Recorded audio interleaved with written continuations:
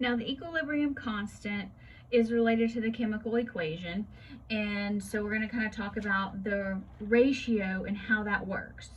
So here are kind of the rules for how to manipulate the equilibrium constants when you're manipulating a reaction. So this would be important for like our chemical engineers when you're going to be trying to, you know, scale up or scale down, make something go faster or slower. So when you reverse a reaction, so when reversing the reaction, you need to invert, that means flip upside down, the equilibrium constant. So let's take this one here, A plus 2B is in equilibrium with 3C. So our forward reaction, we want products over reactants. So C to the third over A B squared. So K of the reverse is you flip it upside down.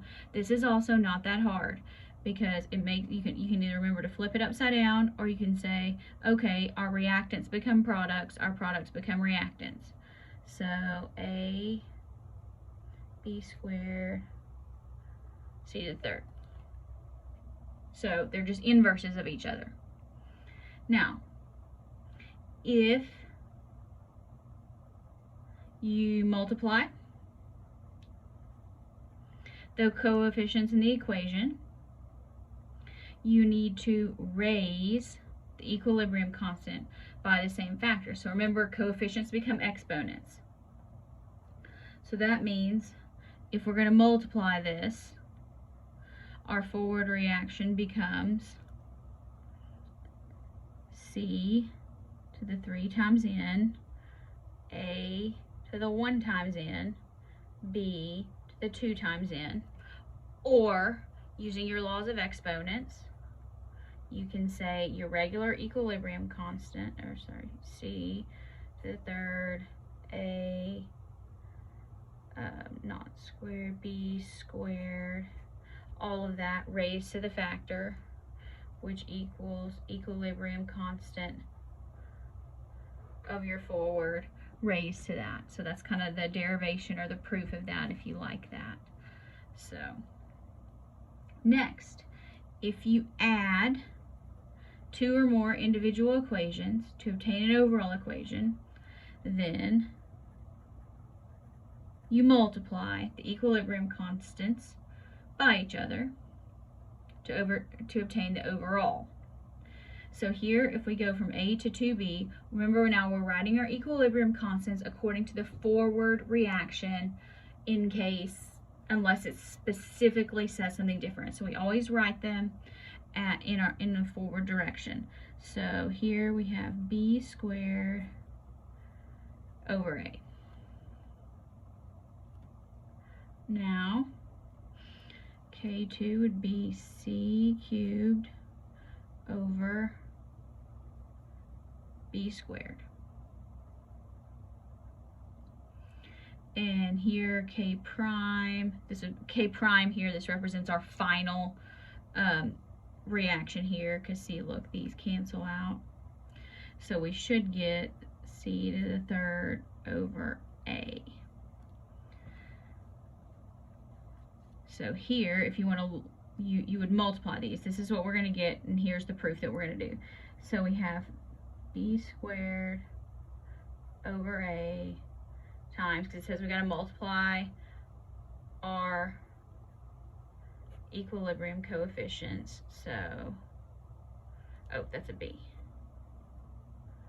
Equals, look, these go away.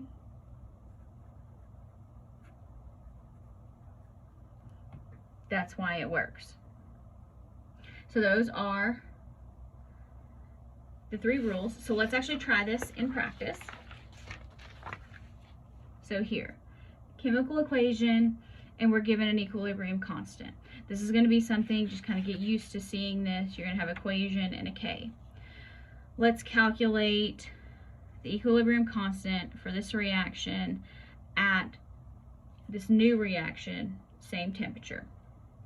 Okay, so what happened here? So first of all, it's in reverse. So what do we do when we reverse the reaction? We invert, so that means we need to invert equilibrium constant K. So that means we're going to have 1 over 5.6 times 10 to the 5th. Okay, then what do we do? Looks like we divided it all by 2. That's supposed to be a 2. Yeah, we divided it all by 2. So now we divided it by 2.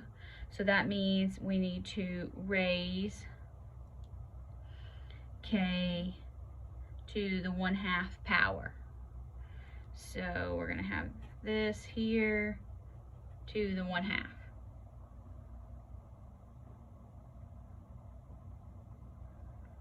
So let's kind of do that. I'm going to do this in several steps here. So I'm going to say 5.6 times 10 to the 5th. And I'm going to say invert it, x to the -1. And now if you remember that the 1/2 power is the same as the square root, you can do that. But it's not always going to be that. So I just like to hit the housetop button and say 1/2. Alright, so let's put this in scientific notation. 1.34 times 10 to the -3 is our K prime. So for me, it's easier to write what happened to the reaction, then what do I need to do to K, and you can either do it stepwise as you go, or you can kind of wait and do it all at the end.